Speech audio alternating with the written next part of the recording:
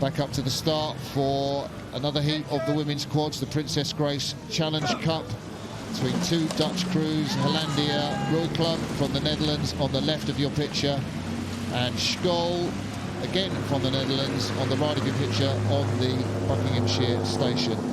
We've seen some good sculling by the Skøll team yesterday, and now we're seeing it in the women's quads, and they're actually taking it out there.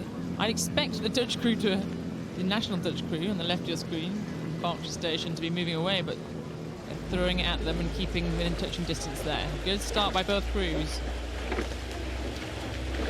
So this A.A.S.R Skøll crew that we're looking at now, just moving off to start into their sort of rhythm phase. They are a crew that took third place at the Duisburg Regatta, the international regatta, and they rode a 6:35 on the Bosvan course, and 6:35 is a pretty decent time in women's quadruple sculls. That's the Skøll crew we're looking at. Really, there's only going to be one winner in this race. Accidents with the booms or anything else going down the course, and that is the Dutch national team on the far side of the course.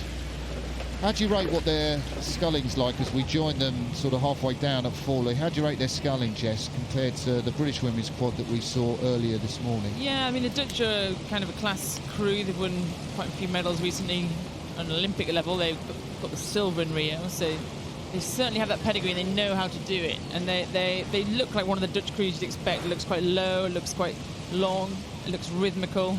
But it's a punchy boat, the quad. It's quite an upright boat. I always think about the Croatian men's quad from a few years back. The Sinkovic brothers used to sit in the middle of that. It's quite a punchy, upright boat. If the Dutch can transfer some of that long, fluid rowing into this boat class, they'll be well up there. It's always easy, though, to be up front. I keep commentating saying these crews look long and loose, but of course they're sitting a few lengths up on their opposition, so that's a nice place to be.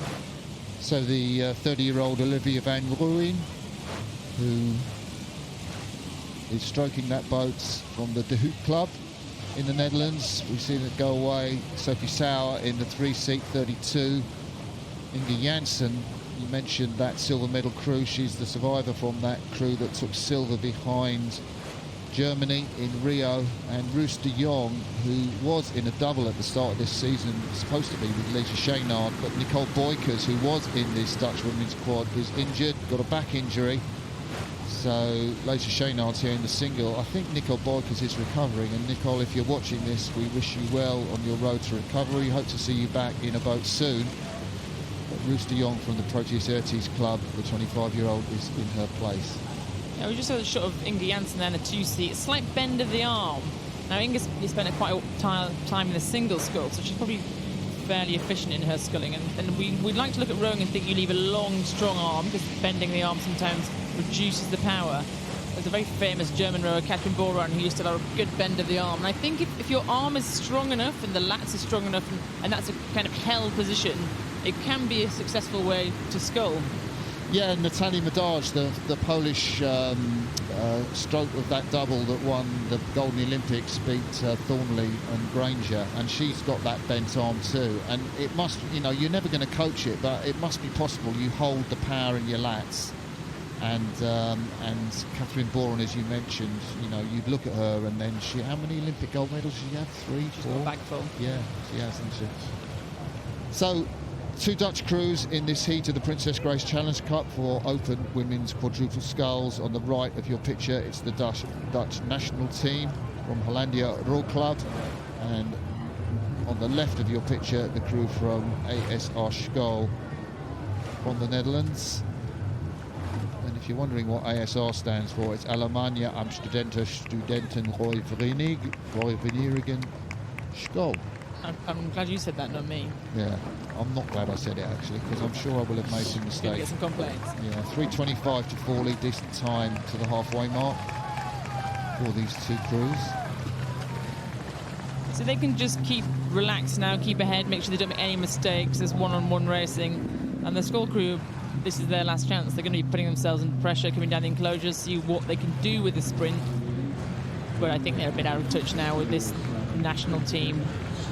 Well, you know, this is going to be a great competition because we've got the Chinese national team who I think are unbeaten this season, and you know, their stroke one, Kui Jiao Tong, is just a fantastic exponent. Really sits in the boat, really powerful, really fluid, and the Chinese are in the top half of the draw, and Hollandia Roeiclub are in the bottom half of the draw. So I think the Chinese will go through to race the British in the future round, should they progress through the heat this morning. Nice shot of the Dutch crew there, really strong in their shoulders and deliver powerful strokes. Yeah. Clap down the enclosures now.